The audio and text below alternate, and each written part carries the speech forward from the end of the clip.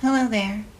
On November 27th, in the year 1095 CE, Pope Urban II, the head of the Roman Catholic Church at this time, would issue a sermon that would change the course of history, though not necessarily in a great way. See, a group known as the Seljuk Turks, a Muslim tribe from the steppe region, had recently come through and taken over large parts of Byzantium, the head of the Eastern Christian Empire and home of the Eastern Orthodox Church at this time. These same Turks had then gone down and taken the holy city of Jerusalem. And this, of course, caused a massive uproar in medieval Christian Europe. Now, the emperor of Byzantium at that time had already gotten help from his Western contemporaries a few times before this to deal with invaders and other problems. But now he was asking for something different. He was asking for help from Christendom to take back his territories, sure, but this also opened up a whole new opportunity for the Western Christian Church, specifically for our friend Pope Urban II. Like I said, Jerusalem was considered by Christendom, and still is, to be a holy city, and houses many Christian relics and places of note. It's also famously a holy city for Muslim people and Jewish people, but importantly for medieval Europe. Now Pope Urban felt that this could be a holy responsibility that the church and her people could take on. And certainly in a way he was correct. There are numerous accounts from the time that show that Christians were being persecuted in Jerusalem underneath the Seljuk Turks' rule. And like I said, the Emperor of Byzantium had asked for help. And today, if a Christian nation asked for guidance from the Pope, or if there were Christians being persecuted somewhere, we would expect the Pope to say or do something. There were stories of women and children being taken off into slavery, or Christians being tortured. To take back this holy city for Christianity would be something glorious and beautiful in the minds of the people at the time. And not only that, but it would have some very practical benefits for Pope Urban. Not only would this give his papacy a huge boost of prestige, but if loot could be brought back from the holy city, that would bring riches, which the medieval church loved. It would also solidify the church's authority and also bring together, if they could truly get a group of people to go down to Jerusalem, well, to be able to do so, they would have to amass a large force. So you would have, for the first time, all these Western European nations sort of gathered together in a way that could be directed by the Pope, by Christianity. And further, well, today, the sort of Catholic old school Christian churches are famously broken up into a bunch of different sections, but perhaps the biggest are, the Western Roman Catholic Church and the Eastern Orthodox Church. This schism between these two groups had only happened relatively recently, by the time Pope Urban would make his famous speech. So it had to have been in the back of Pope Urban's mind that if he could take back the holy city of Jerusalem and help his Byzantine friends with their invading forces, then, well, he's kind of set up there to be like the hero, isn't he? Maybe, if he played his cards right, he could end up with a whole church once again, with himself as the leader. So he did on November 27th of 1095.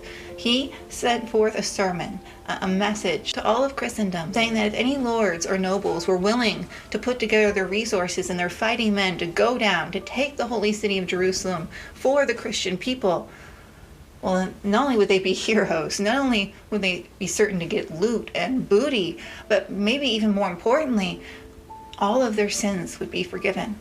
They would be heroes on earth and saints in heaven, welcomed and beloved by the sometimes vengeful God of medieval Christianity in a way that most could only dream of. Now, I'm not sure even Pope Urban knew how successful his little speaking campaign would be. He set up recruitment centers around different churches and monasteries, and many lords and nobles did. They were like, okay, sure, yeah, this sounds great. And they started getting their shit together to go down and take this city. But you'll notice I keep saying lords and nobles. Like, Pope Urban never meant for like the average person like you and me with no necessarily sieging experience to go down and try to fight off the Turks. That would be ridiculous. That would be a bloodbath. That would be nonsense. That would actually probably hurt the cause. But the thing is, medieval Christian Europe, I don't even know how else to put this, but it was kind of a nightmare. The average person, again, just like you or me, would not have been landowners. They wouldn't have had any, there was no middle class really, as we think of it today, to speak of. There was the aristocracy and there was the people below, the serfs, the peasants. And up to 90% of people in medieval Europe were peasants. So almost certainly if you and I were to be born back there now, we would be peasants. And I want to stress that because peasants were very little better than slaves. They didn't own the land they worked on. They didn't really have any rights. They could be traded like animals. And the life expectancy for people at this time was almost horrifically short. Up to 50% of children that you produced would die before they reached the age of 1. This means that the average life expectancy for a landowning male in Europe at this time was only in the early 30s. And frankly, I just told you the vast majority of people didn't even have it that good. They didn't even own their own land. So the average life expectancy for just regular people was almost certainly lower than the early 30s, which is almost insane to think about. That's how rough and tumble medieval Europe was. I can never understand why some people romanticize it so much. And the only thing getting the everyday person in Middle Ages Europe through every single day was basically the church. The church was everything. It was your whole life. It was the most powerful organization in Europe at this time, and very sin happy. This is, again, we're talking medieval Christianity, very, very sin happy, and a lot different from maybe the Christianity that we're used to today. Even more so. I know, there's still, I know, I'm aware. But it's hard to even just describe how different it would be back then, even to the worst of today. This is the world into which Pope Urban was sending out this message. A world in which the vast majority of people that were born would not live to see the age of 40. It's a world where there's diseases around you constantly that you don't know how to deal with. It's a world where basically your environment in general is scary and dangerous on a very daily basis. And it's a world where a God above is often as terrifying as he is loving. To the people of this time, Pope Urban's message was incendiary and glorious. He had thousands and thousands of people, anxious lords and knights and nobles that wanted to get in on this. But even more so, and perhaps understandably, the average person wanted in on the Crusades. The average person maybe had no other chance for glory or financial stability or for the hope of heaven if they lived in a strict enough religious community like this. There are people who would have truly thought this was their only way to achieve something good for themselves, something different, something with a greater purpose than just the slog where you're constantly working until you die, something noble. But not only that, Pope Urban in his speeches, he really hyped up the innocents being hurt angle, those pilgrims being attacked or possibly sold into slavery or worse. He told stories of the gruesome, horrific injuries suffered and the indignities and abuses taken by good Christian women and children, and made it clear that if anyone could possibly go and do anything about it and they chose not to, then God would condemn them. And in the society at that time that was super structured and super patriarchal, well, that certainly had very negative sides, but it also meant that the primarily male audience he was speaking to would have genuinely felt a moral obligation to do something. And again, he was making it clear that God above expected them to do something.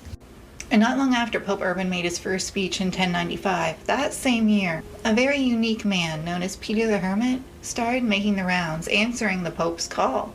Now, Peter, we know almost nothing about his early life. We know he was probably born in France, probably around the year 1050, and there's some information that says that he may have been to the Holy Land before the Crusades started. But if he was, that same information also suggests that the Muslims there may have captured and tortured him. So Peter had a very personal reason, perhaps, to want this crusade to take off. He wanted to take down the Turks. He wanted glory for Christendom. And perhaps most importantly, it seems like he may have wanted some vengeance. He started going around and talking to different people and all common people and telling them that it didn't just have to be for the nobles and the lords, It could be for everybody. Everybody could have this chance at salvation, at doing right by God. If you just listen to Peter and you just go on this crusade, you could do something amazing for yourself, for your faith, for your God, and for your family, for your community. And he attracted thousands and thousands of common people and a couple lesser knights that didn't have the money to go along with the main crusade. And he got all these people and decided that yes, they were going to go on their own version of the crusade. They were going to go to the Holy Land and take it back for Jesus. The Pope, this wasn't what he had in mind at all. And this was not an officially sanctioned movement. This was the exact opposite of, in fact, what he wanted. Like I said, he wanted those big knight and lord armies to be marching down on behalf of the Pope. He didn't expect a multi-thousand group horde of just average kind of what he would have thought of as riffraff. But they were determined, and they had the faith of God, and they had Peter, their precious, wonderful Peter, leading them. And so they did. The People's Crusade, as it came to be called, took off before the actual knights and lords did, because they would come later too. But they were actually getting their supplies ready and planning and getting equipment together.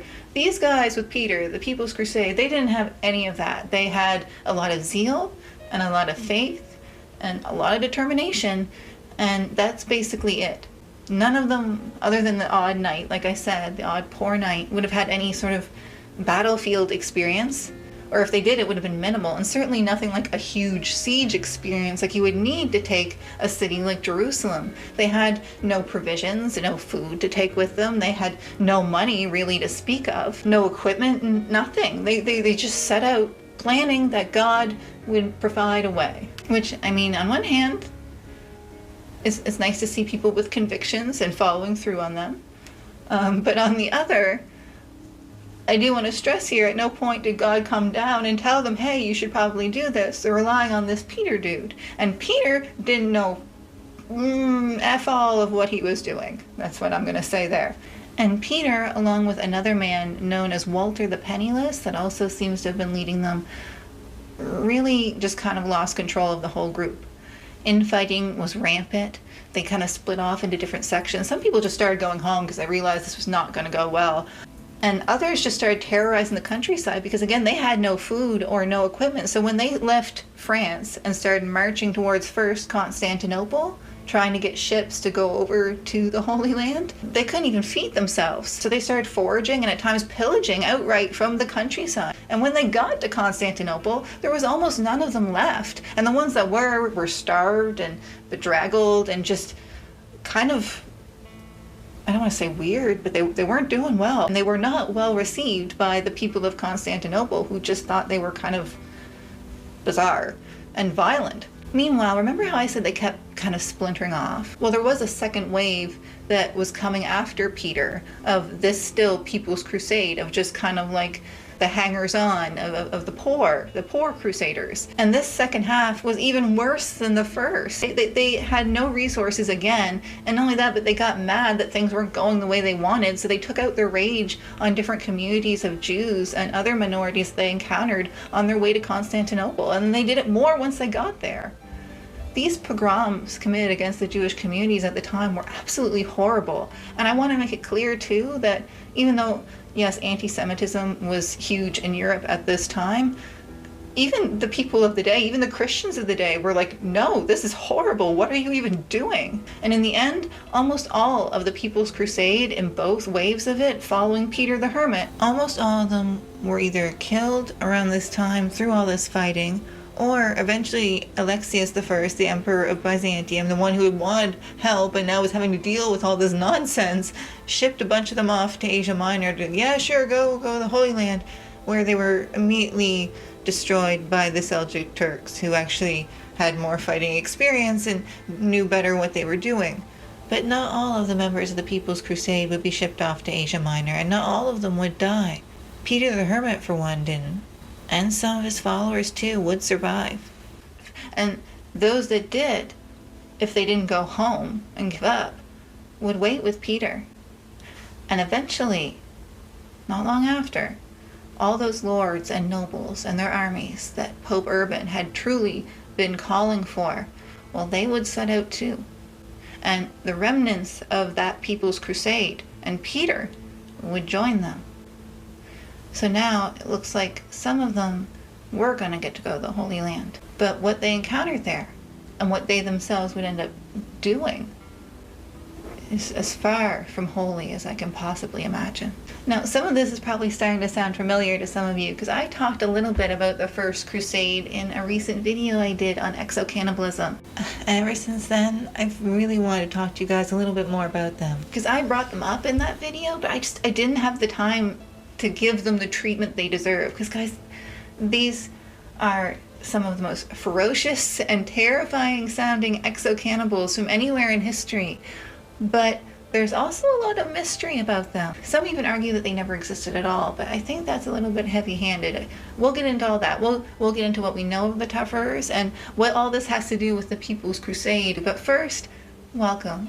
Thank you so much for being here. I am your host, I'm Marie. It's lovely to see you. Welcome to Lost Bits, the place where we talk about unusual and mysterious parts from our past together. And I'm so excited to share a little bit of this story with you. It's been on my mind ever since I uploaded the exo-cannibalism video because this is just such an interesting topic, and it's one that even though it happened, way back in the Middle Ages, in some ways, as I was researching the Tafurs, there's so much of their story that feels very relatable and very modern.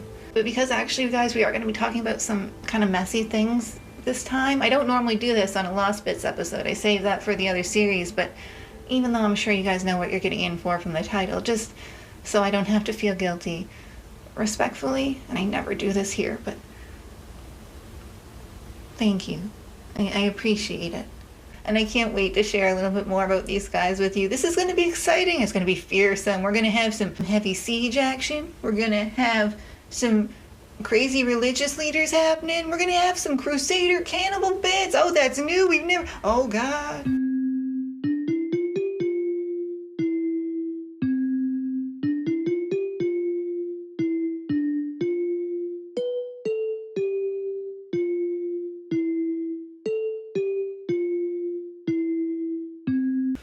So far I haven't really mentioned the Tafurs at all. I just told you about the People's Crusade. And the reason I started with that is that scholars think, and I kind of am tempted to agree with them, that the later Tafurs we hear about in the later accounts of the First Crusade might be the remnants of that People's Crusade. Or if they weren't technically part of that unofficial movement, they're identified, as we'll see, heavily with Peter the Hermit, and they follow him closely. And Peter was only really active and recruiting people during this time. And the Tafurs are also identified early on as being from the poorer classes. So understanding this, whether they were officially part of the People's Crusade or not, we can view that as a template for how we should view them. But other than that, the origins of the Tafurs are a little mysterious as like a distinct group. Also mysterious both with the Tafurs and throughout the First Crusade as a whole is the topic of cannibalism.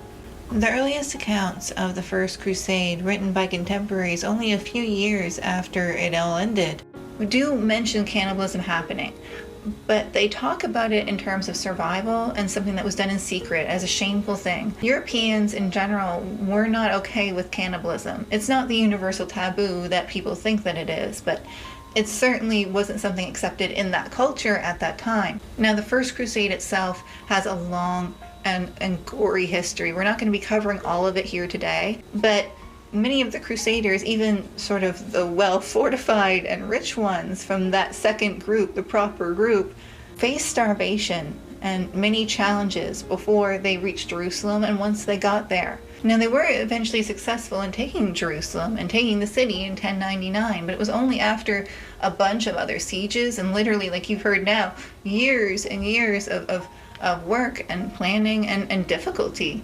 And frankly, many heavy sieges, most famously at Antioch and Ma'ara before getting to Jerusalem. Facing starvation during some of these sieges, the earliest accounts from the time, like I said, do mention survival cannibalism.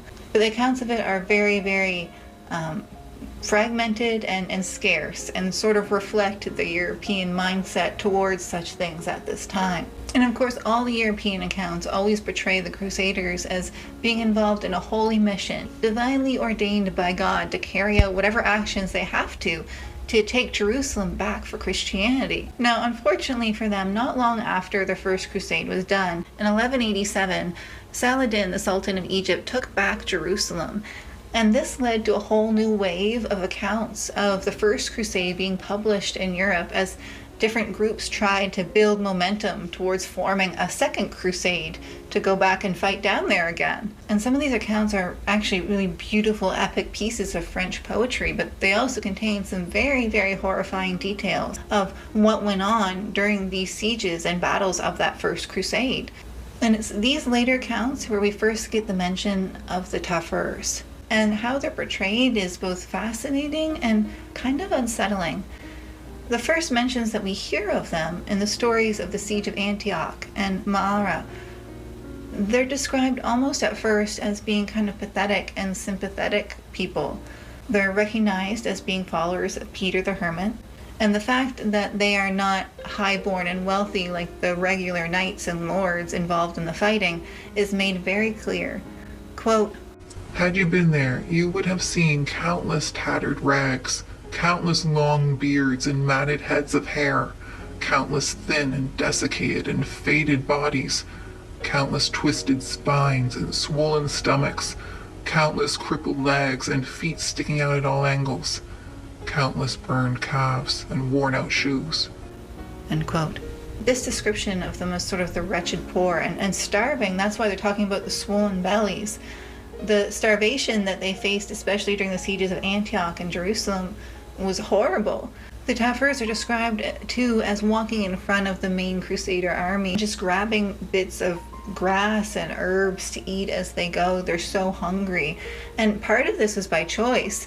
By following Peter the Hermit, they apparently agreed to give up all money and all possessions and just live off whatever they could forage as part of their devotion to God. They appointed apparently a leader to themselves, known simply as the King of the Tafurs, or King Tafur, who held some sort of discipline and authority over them.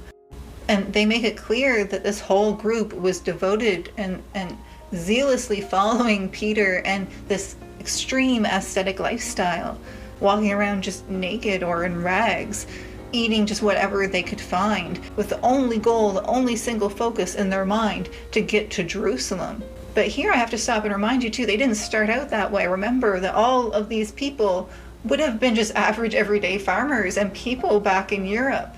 That's how bad already things have gone. People that were just living their daily lives and seduced by this idea of heavenly reward, to now a few years later after Urban's initial proclamation just being this kind of ravenous, hungry, ramshackle group that's just willing to do anything at this point just to get to Jerusalem. And it's not long after these initial portrayals of them that we start to get the first instances of them being blamed for cannibalism. Because, like I said, in the earliest accounts of the First Crusade, it wasn't really blamed on the Tafurs. Like, they weren't even mentioned, actually, in the earliest accounts. It was just vague crusaders that were poor and starving. But now things have changed in these later accounts, and we'll talk about in a second why that could be. But most importantly, we start to see here too, not just a transformation in who's doing the cannibalism, but also the type of cannibalism. Now, all accounts agree that at the start, the cannibalism that was practiced during the Crusades was done by necessity, purely for survival, because they have nothing else to eat on this trip, on this journey. The accounts also make it clear that it would evolve into something much darker and much, much crueler. And it's around the time of the Siege of Antioch that we see these sort of darker trends develop. Because it's during this siege of this city, even though they'd already experienced food scarcity at this point for literally years, that things went to a whole new level. Quote, "The army was in a terrible state, devoid of all provisions. Nobody could offer anybody else any help or even moral support. The filthy weather had caught them out completely. Poverty reduced them to eating their everyday horses, while the spirited horses brought from Spain suffered so badly from hunger that they ate their halters and hurt their faces." End quote. And once they even got in the walls of Antioch, through in the city, they still hadn't completely won. There were still forces of the opposition there. And frankly, the food situation didn't much improve. Quote, "Our Lord's people suffered such a time of scarcity that even the very richest went hungry. The princes soon felt serious ill effects. Fat bodies became weak, as did their war horses, whilst the rank and file were completely desperate. They raced to pull up plants by their roots just as they were, leaving neither leaf nor root uneaten. If anyone could lay hands on raw donkey thigh, it cost him 60 shillings, and not a penny less, with a lucky purchaser needing all his bargaining powers. Anyone in a position to buy a small loaf was happy to pay a whole bezant of pure gold. They skinned donkeys, horses, and mules, boiling and roasting the flesh so they could eat it. The skin, complete with hair, was barbecued over an open fire, and the sergeants and squires ate it just as it was without bread. End quote. But during all this, the later chronicles written of the First Crusade make it clear, too, that these holy warriors would never give up, no matter what happened or what awful things they had to go through. They were not leaving until they had taken Antioch and eventually Jerusalem. It's in this environment that eventually the Tafurs came to Peter the Hermit, who, like I said, they were following and they thought so highly of, and who the Knight Crusaders, the proper Crusaders, had actually put in charge of the poor, which is hilarious because they had to have known how bad he did that first time. But anyway, the king of the Tafurs goes to Peter the Hermit to stress how badly the people are doing and to ask for help. And the chronicles record the conversation going this way, quote, Meanwhile, back in the Christian army, scarcity was the order of the day. There was little of any food, and morale was low. Lord Peter the Hermit was in his tent when the king of the Tafurs came to see him, accompanied by more than 1,000 of his followers. All of them had stomachs swollen by hunger. "My lord," they said, "for holy charity's sake, tell us what to do. In truth, we are dying of hunger and deprivation." Lord Peter replied, "That is because you cannot bring yourself to do what needs to be done. Go and fetch those dead Turks lying over there on the battlefield. They would taste perfectly all right if you cooked and seasoned them properly." The king of the Tafurs said, "You're right, you know." End quote. And so they did. The Tafurs went out and started roasting and eating the dead Turks, oftentimes in full view of the Turkish people still holed up in this city of Antioch, much to their horror. And while it started out as a way to alleviate hunger, the records make it clear, like I said, it didn't end there. There's stories of the Tafurs acting almost animalistic, barking like dogs and having long, sharp teeth and tearing hungrily into the flesh of the dead Muslims, all while the people trapped inside the city cry and look on. There's stories of them deliberately capturing women and children and making them watch as they eat their relatives, and stories of outright and abuse.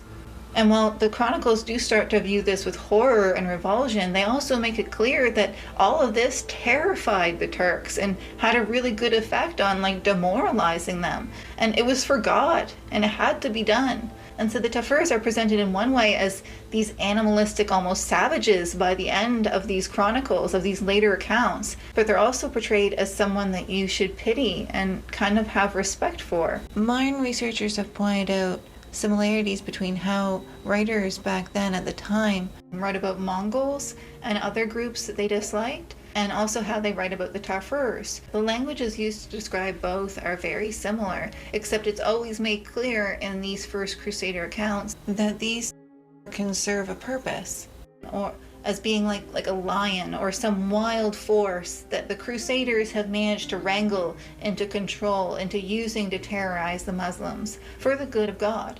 And after the crusade is over, it's not made clear exactly where they went to or what happened to them. Can't tell if any of them ever made it home. Did they all die there, or what happened? I'm not sure.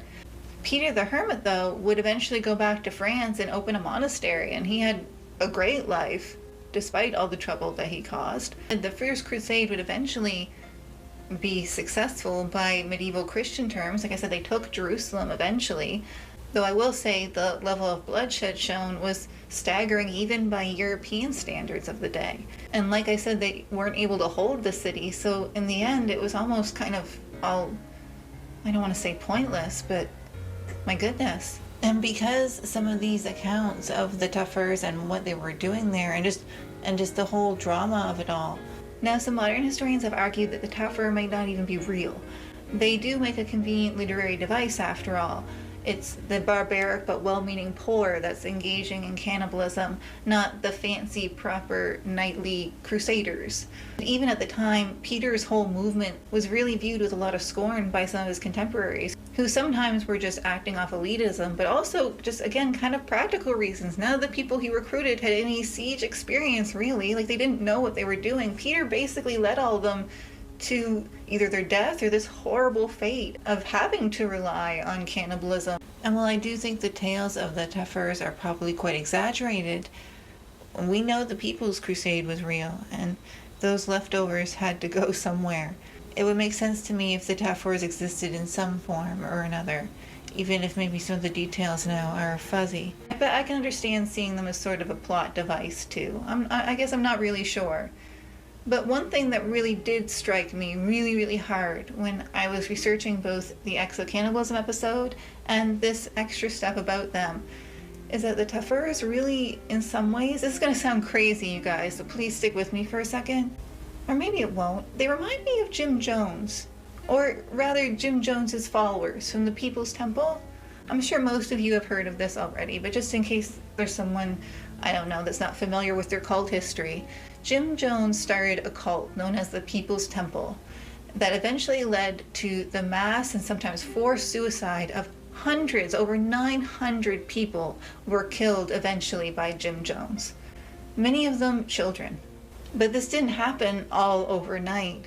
He started out a charismatic preacher in California, specifically going to the poor and minority groups, people that felt disenfranchised, and saying, hey, I can help you. I can give you this wonderful, wonderful thing. I can show you the Word of God. And also, by the way, can I say, I have a soup kitchen. I have a shelter you can come and stay at. And that's actually how Jim Jones first got notoriety. He was thought of as this wonderful, caring, very equal opportunity preacher. He deliberately went out of his way to seek out a very specific type of spiritual seeker. People that didn't feel like they belonged in regular church groups and didn't feel like they were getting the help that they needed.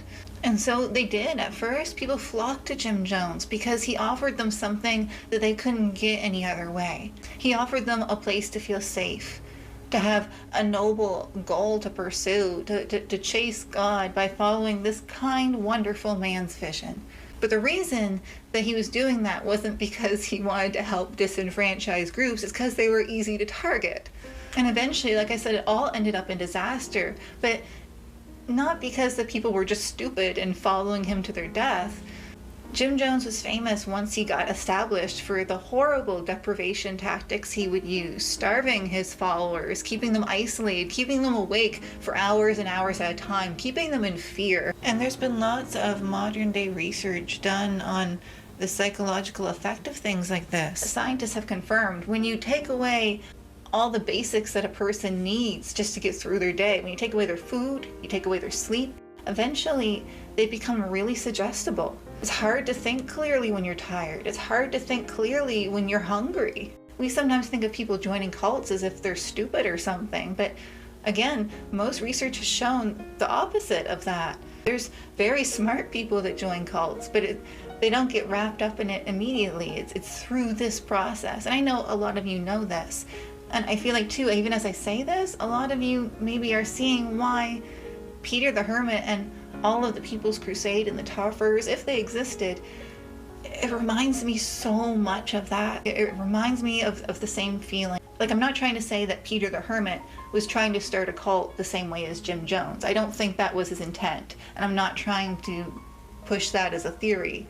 What I am saying is you have a guy targeting people that don't feel like they're being helped or heard any other way.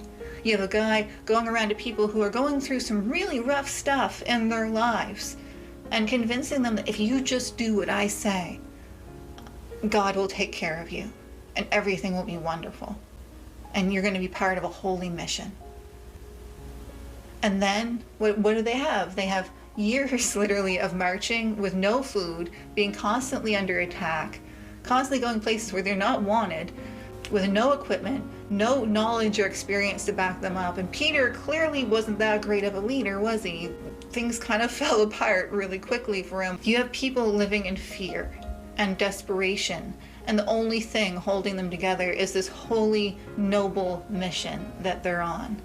So I can't think of the Tafurs and not think of those at the People's Temple. I'm not trying to imply, oh my goodness, that the victims of Jim Jones were cannibals, not at all. But the thought process, that's not something that's unique to the Crusades or Peter the Hermit. It's not even unique to Jim Jones and cult leaders.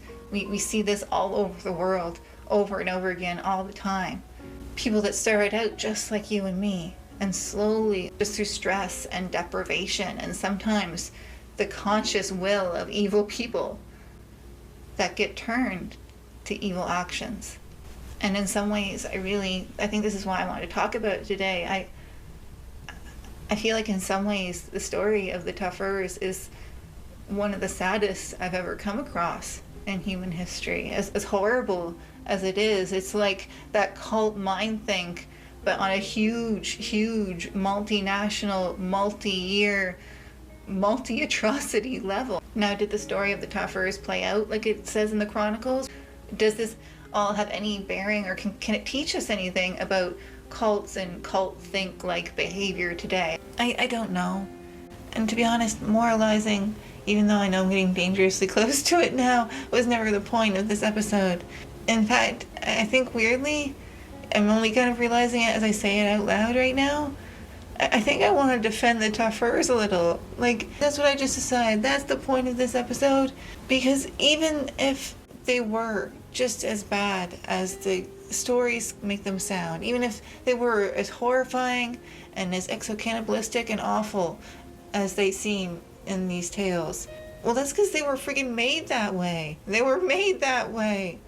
And I know that doesn't completely remove them from responsibility, but diminished responsibility at the very least. Like, when I think of them right now, I don't feel disgust, I don't feel hate or shame, I just feel bad. And I wish I could help them. But I am going to stop there for today. Guys, let me know your thoughts. What are your thoughts on all this, on the Tafurs? Do you think that they were real? Do you agree with me on the kind of deprivation, stress angle, maybe leaning to it? Or do you think I'm maybe being too easy on them? You're allowed to disagree with me. Either way, I want to hear from you. Let me know below. And if you enjoyed our story today, then please don't let my words be the last words you hear on the First Crusade or the Tafurs or any of this. You know, your local library too, it might have a great book on the Crusades. It might have a great book on history from Europe in the Middle Ages. It might have a great book on it'll have some kind of history book there that will make you smarter for having picked up and read some of it. I promise you it will. I promise you it will.